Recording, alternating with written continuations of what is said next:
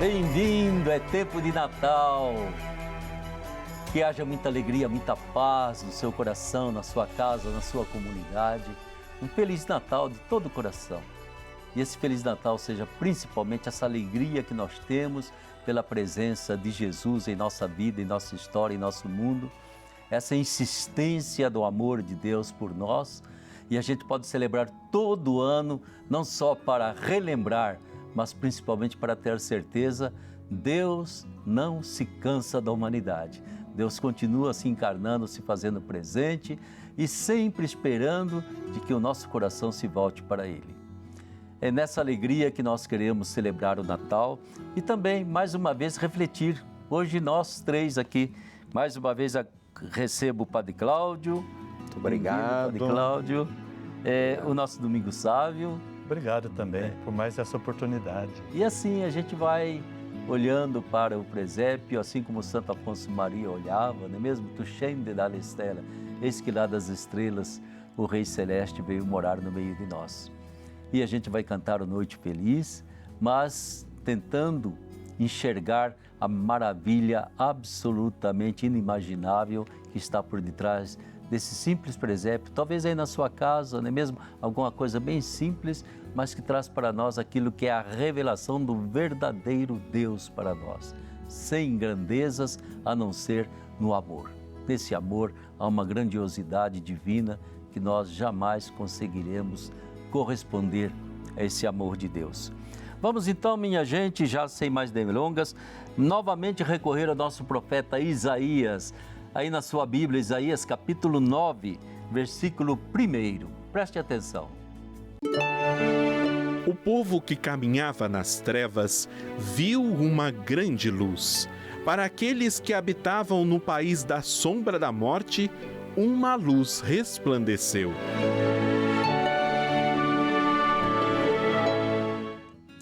Aí está para nós, o povo que estava nas trevas viu uma grande luz. Que luz é essa, Padre Domingo Sávio?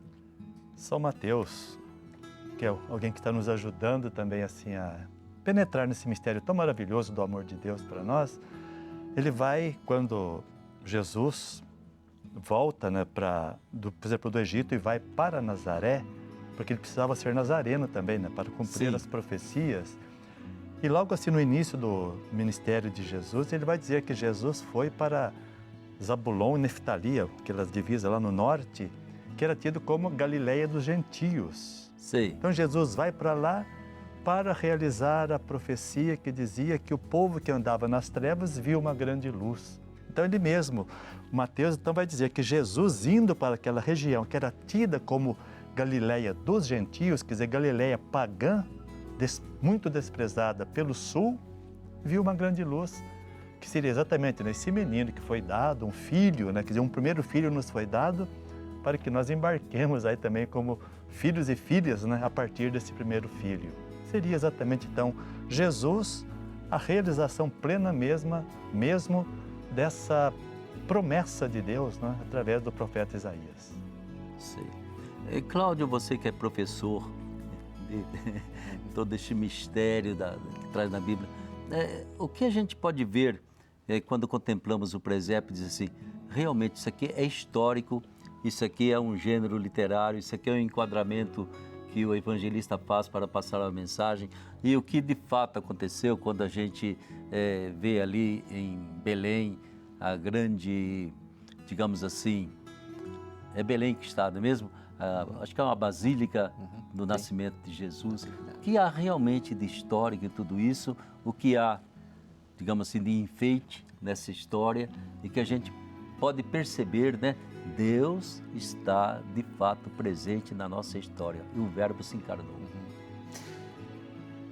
Diz a profecia de Miqueias 5:1 que o Messias deveria nascer em Belém.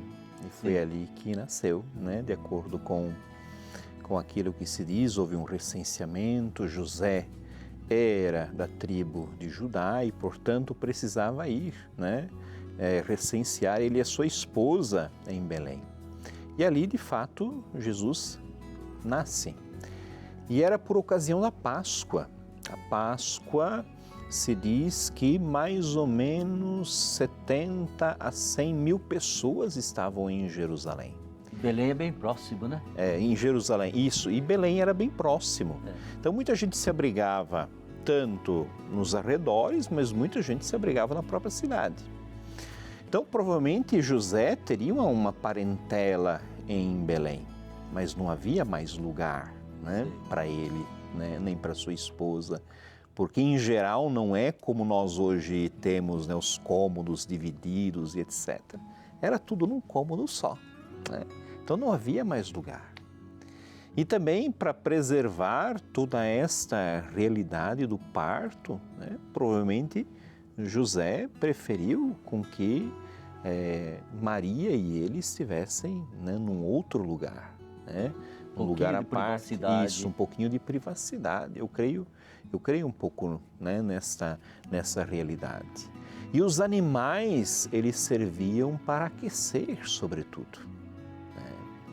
As noites em Jerusalém, quando chega o Natal, são muito frias. Então os animais estão ali como forma de aquecer. Muita gente deixava os animais dentro das suas casas para poder, né, aquecer. Então, existem muitas realidades que de fato vêm ao encontro. Sim. Existem outras realidades que são uma meditação sobre aquilo que ali aconteceu, né? Como a estrela, como a visita dos magos, como a oferta do ouro, do incenso, da mirra. Mas a gente diz assim, é mentira? Não. É uma forma de demonstrar, durante um tempo já tardio de meditação, o quanto que aquela pequenez foi grandiosa e ela foi reconhecida por muita gente, pelos pagãos, que eram os magos, os astrólogos, né? Foi reconhecida pelos pastores, que era gente simples. Temos aqui então dois lados, né, de uma mesma moeda. E caminhando por esse viés, percebemos que realmente aquilo que ali aconteceu sempre permanecerá um mistério para nós. Mas o que há de verdade e o que nós devemos crer de fato? Na encarnação do Verbo. O Verbo que se fez carne, o Verbo que se fez criança, o Verbo que dependeu de uma mãe para ser amamentado, um Verbo que teve que aprender do seu pai a caminhar, talvez, ou a sua mãe, ter algum ofício e fazer aquilo que um rapaz, um menino, saber brincar, saber, enfim, né, coisas da vida. Deus se submeteu a tudo isto. Ele se submeteu diante da sua grandeza, o Criador se submeteu a aprender com nós os elementos da própria vida. Isso é, né, Domingos, alguma coisa que a gente não consegue ver uma natureza divina, uma natureza humana, né? Por isso que, entendeu, o Verbo se fez carne e habitou em nós, né? Assumiu a nossa natureza humana com tudo que essa natureza tem de bom e de limitação também. É interessante que a gente não pode chegar assim com o texto com tanta pergunta histórica, né? O que é histórico aqui, né? Porque é interessante olharmos, digamos assim, a apresentação de Mateus com a de Lucas. Ah, sim. Por exemplo, o padre Cláudio lembrava, por exemplo, assim, quer dizer, José e Maria moravam em Nazaré. E devido ao recenseamento, estava próximo o parto, eles vão e lá acontece, quer dizer, acontece em Belém. Então, cumpriu-se a profecia, a promessa. Agora, em Mateus, nós vamos ver que diz lá, por exemplo, assim, quando os magos vêm, eles entraram na casa. Então, certamente, para Mateus, Maria e José moravam em Belém. Moravam em Belém, Jesus nasceu em Belém. Só que havia também, como Mateus vai dizer, né, que Jesus ele é tido como nazareno. Agora, como é que fica, né? Jesus nasceu em Belém, e agora, como é que fica Nazaré? Então, depois que volta do Egito, em vez de continuar em Judá, onde estava reinando, agora é o Arquelau, que era o filho do Herodes, que procurava matar a criança, eles vão para Nazaré. Ele então se torna nazareno também, quer dizer, nasce em Belém e se torna nazareno. Maria e José, em Lucas, moravam em Nazaré e vão a Belém. Jesus nasce também em Belém. Então a gente vê que o fundamental mesmo é mostrar que Jesus ele é a realização messiânica. O Salvador que Deus prometeu, de fato, está realmente acontecendo.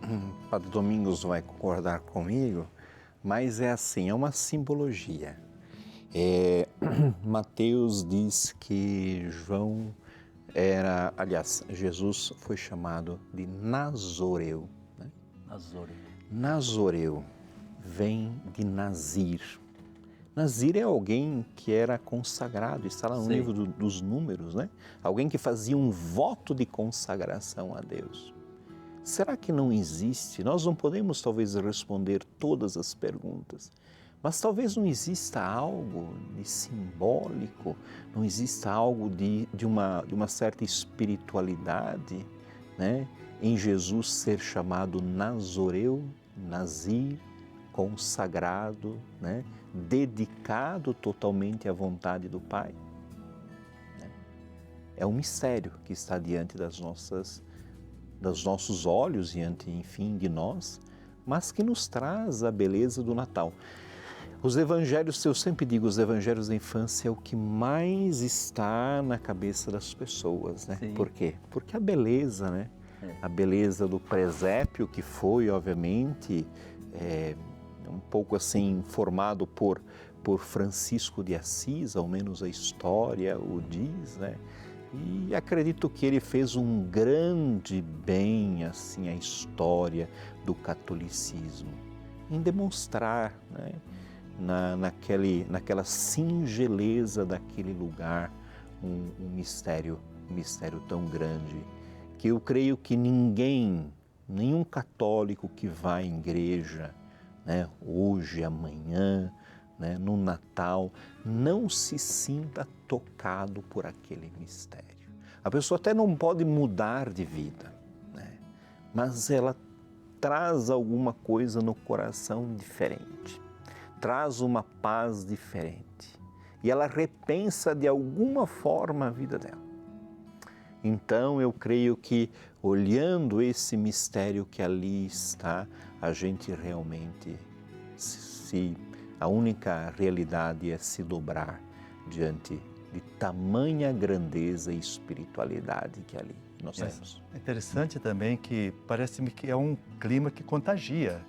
É certo. Por exemplo, o tempo de Natal parece que não tem como, digamos, não haver assim um pouco de aproximação maior das famílias. Parece que não tem como, né? Não dá para ser diferente. Então parece que é exatamente esse mistério que irrompe, quase, mesmo que a gente não saiba direito, né? Natal a gente quase, podemos dizer assim, a gente não pode viver na solidão, né? Parece que Natal é comunhão, né? Natal é solidariedade, é fraternidade, Natal é amor, é reconciliação. É presente. Vai nesse sentido do Nazoreu, né, como você lembrou, é interessante que no próprio Lucas ele vai apresentar isso para a gente na apresentação de Jesus. Depois, chegando o tempo da apresentação, levam o seu filho, né, até o templo, Sim. porque era a lei, né, que o primogênito fosse consagrado ao Senhor. Esse primogênito, acho que é bonito esse lado de primogenitura ou de primícias, né, que seria a mesma coisa praticamente. Então, quando assim digamos assim, na mentalidade, na crença bíblica, que existe uma ligação mais profundíssima entre o primogênito e os que vêm depois, ou como os frutos da terra, né? O primeiro fruto com toda a demais colheita.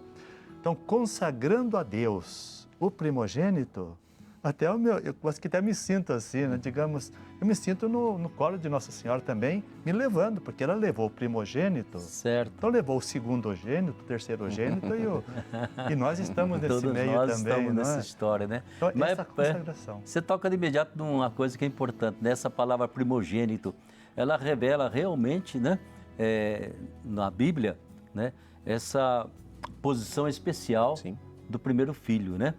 E como sempre surgem essas discussões, né? E não significa absolutamente nada de que precisa ter uma filharada depois. De qualquer jeito, tendo um primogênito, né? Esse primogênito é ele, quase que o eleito, o consagrado, aquele que é especial, né? Se teve ou não teve mais filhos, não são necessários para que haja um primogênito. Sem dúvida. Então, acho que deveria parar muitas vezes essa coisa que gostariam que Nossa Senhora tivesse um mundo de filhos, poderia ter tido. O primogênito é primogênito.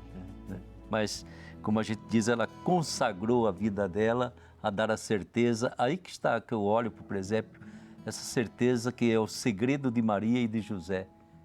Esse menino, o Messias, é filho de Deus. Não foi concebido por José, veio através do Espírito Santo, e esse segredo os outros não estavam percebendo. Né? Então, um momento assim em que eu digo sempre, o segredo messiânico, o segredo da filiação divina foi nos passado através de Maria, de José e pela Páscoa. Mas de imediato não, tentava Jesus ser aceito como Messias. Mesmo assim foi rejeitado, né? E essa alegria dos pastores, tem uma mensagem para nós? Os anjos cantando, os pastores. Os pastores, entre as classes sociais daquele tempo, era, digamos, talvez a classe mais desprezada. Ah, sim? Até mesmo por crimes sexuais, né, com animais, quer dizer, havia um pouco de ligação com isso também, né? Então, por isso que os pastores também, eles eram muito desprezados. A gente vê assim, quer dizer, os primeiros aos quais é anunciado o nascimento do Salvador, exatamente. Essa raça de gente. Essa raça de gente, né? Que interessante, né? Quando eu estive em Belém, foi no ano 2012, e foi assim, para mim foi muito significativo que eu vi um pastor, né, com um rebanho enorme de ovelhas, ao lado da Basílica da Natividade, né, de Jesus. E para mim aquilo, tem aquela foto como sendo assim um símbolo que realmente me traz um grande significado. Ou seja, foram esses homens que não podiam frequentar o templo, né?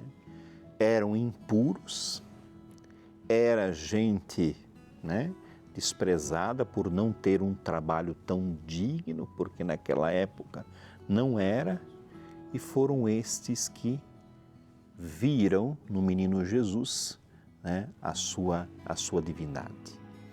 E foi para esses que Jesus veio, né, alargando o termo. Foi para os pecadores, para os impuros, para essa gente que era, né, desprezada na sociedade. Foi esses que Jesus, em primeiro lugar, abraçou durante a sua vida. Veja um leproso que não podia nem mesmo, né, falar com alguém, deveria dizer a primeira coisa, impuro, impuro, né? Ou seja, deveria gritar porque ninguém podia se aproximar. E Jesus se aproxima, toca, o purifica, não só o cura, de acordo com Marcos 1, 40, 45. Porque purificar é mais que curar. Purificar além de curar, é integrá-lo na própria sociedade, integrá-lo no próprio templo. Então, eu posso imaginar a alegria de um homem desse, condenado à morte, não só física, mas a morte social, a uma ideia de castigo divino, agora se ver totalmente livre, abraçando a boa nova. Integrado, E é importante, né, essa revolução que Jesus trouxe, porque se Jesus se comparou a alguém, se comparou a pastor. Eu sou um bom pastor, né? Pastor e também até mesmo o mais pobre também, né? É meu irmão. Esses pequeninos aí são meus irmãos, quer dizer, quase que diria irmão de sangue, né? Já que ele é o primogênito, né? Mas essa moda de Jesus, bom pastor, que para nós é uma imagem poética, bonita, de fato ele estava pegando os descartados da sociedade, se identificando com eles, né? E creio que isso é importante. Agora, vamos passar dos pastores. Que significação que tem essa história que Mateus nos conta dos magos, né? Que já botamos de reis, de magos, de qualquer coisa. que será que Mateus queria dizer quando colocamos Gaspar, Melchior, Baltazar ali no presépio com umas oferendas, né? E dizendo que, afinal, Jesus chamou para que eles também fossem convocados. Antes a gente falava de que no Evangelho da Infância já estão os temas do Evangelho. Então veja, os magos, eles eram em geral astrólogos, conhecedores, um pouco adivinhos. Isso sempre é uma ciência da época. Sim. Né? E eles reconheceram, né, a estrela, enfim, né, diante do anúncio do anjo, eles se deixaram guiar por aquela voz. Sim. Isso é interessante. Como os pagãos, que não conheciam as tradições de Israel, não conheciam a espiritualidade, né, da Torá, né, da Bíblia hebraica, conseguiram entrever naquela estrela, naquela voz e depois naquele menino, né, o Filho de Deus. É uma coisa que, de fato, a gente fica, né, com um ponto de interrogação. Primeiro, aqueles que deveriam reconhecer não reconhecem, que são os judeus. Alguns reconheceram, obviamente, né? Paulo de Tarso é um dos exemplos. Mas grande parte do judaísmo não reconhece o Messias. Hoje, se nós vamos a Israel, Jesus sim é um profeta, alguém que falou, né, coisas importantes, mas chegar ao messianismo, ou mesmo ainda de forma mais radical a ser a segunda pessoa da Santíssima Trindade, que é um pouco pior ainda, né, para o judaísmo, porque Deus é um, né? E essa compreensão de trindade é muito complicada para eles. E aqueles que não receberam, os judeus do qual o Messias era o prometido, não reconheceram, e os pagãos o reconheceram. Eu sempre vejo a primeira viagem de Paulo, que foi a atual Turquia, o sul da atual Turquia, formando comunidades tipicamente gentílicas. Como é que Paulo conseguiu fazer toda essa memória e anunciar um Cristo, um Jesus crucificado, ressuscitado, e como que ele levou essas pessoas a fazerem a experiência? Porque ninguém se convence por ideias, as pessoas se convencem por experiências. Verdade. Então, como que ele conseguiu? Que força de testemunho, né? Que força de Deus estava na vida desse homem. Não, é impressionante, entende? E traz muito claro para nós. Para mim, os reis magos, né, os magos, trazem certamente aquela mensagem, a universalidade, né, da salvação. Não vim somente para judeus, somente para o povo escolhido, eu vim para todos os povos, né? Aquilo que a gente diz, ele assumiu a nossa natureza humana. Então é para todos, gratuitamente, né? Sem depender de quem já sabia o nome dele, não sabia. Penetrou a nossa natureza, assumiu a nossa desgraça e veio para redimir tudo isso. Ou seja, na encarnação, né, Domingos, já está a universalidade da redenção. Sim. É interessante, uma possível explicação dessa estrela, quando o povo de Israel estava passando por Moabe para ir para a Terra Prometida, esse encontro com o Balaque e com seu reino. Sim. E o Balaque tinha ouvido falar de tudo o que tinha acontecido com o povo, então ele convoca o seu adivinho, geralmente fala o profeta Balaão, para que ele amaldiçoasse Israel, para que não fosse em frente, porque via como um grande concorrente no povo de Israel, que estava ali passando pelo seu território. E sei que tem uma longa história, está lá no livro dos Números, do capítulo 22 ao 24. Mas o Balaão ele não consegue, digamos, amaldiçoar, porque ele diz lá para o Balaque, por mais de uma vez, eu só posso dizer aquilo que Javé vai me sugerir. E Javé não sugeria maldição, mas abençoar. Então, a certa altura, ele vai dizer, né, que eu vejo, mas está muito longe ainda e tudo mais, não é hoje, é mais para frente, uma estrela de Jacó. E vai surgir também um cetro no meio desse povo. Então, geralmente, é uma profecia, digamos, lá do Antigo Testamento, que certamente Mateus, se servindo disso, vai dizer que então, essa estrela, exatamente aquela estrela de Jacó, quer dizer, do povo de fato, que vai até mostrar um cetro, quer dizer, um novo jeito de reinado que Jesus vem inaugurar. Então, talvez nós possamos ver até lá, entre pagãos, aquela estrela que dirige pagãos até Jesus. Exatamente, né? A leitura, por isso que eu digo, há um Antigo Testamento, em todos os povos havia algum tipo de Antigo Testamento, de expectativa, né? De sinais, pelos quais também eles esperavam uma salvação, uma libertação. É como nós estamos sempre dentro dessa esperança de que o reinado de Deus trazido por Jesus possa se estabelecer no mundo. E há, nesses evangelhos da infância, um outro fato que chama a atenção, nós temos um pouquinho de minuto, mas vale a pena. Aquilo que foi a terra da escravidão do povo do Antigo Testamento, foi exatamente para lá que Jesus teve que fugir na primeira experiência de rejeição que ele teve na sua terra, né? Ali, Herodes tentando acabar com aquela criança quanto antes. Essa narrativa toda, o que ela significa? Jesus repercorre, né, a história do povo. Sim. E demonstra de que ele não é alheio a toda a história precedente. Ao contrário, ele se insere nessa história. Tanto que a morte dos primogênitos do Egito foi a morte também que aconteceu antes de o povo sair da terra do Egito. Sim. Né? E os filhos de Israel foram preservados, né? Porque se colocava sangue nas portas e então o anjo exterminador por ali não passava. Mas os primogênitos do Egito eram feridos pela morte. E foi aí que o faraó de fato compreendeu de que o Deus de Israel de fato levava a coisa a sério e aquilo era uma mensagem. Agora, Jesus repercorre todo esse caminho para dar significado de que esse caminho não foi em vão. Esse caminho preparou Israel, prepara cada um de nós numa caminhada de deserto, né? E aqui o deserto, creio que tenha muitas nuances, né? O deserto é um lugar inóspito. E todos nós passamos existencialmente por muitos momentos de deserto, por muitos momentos de murmuração e tudo mais.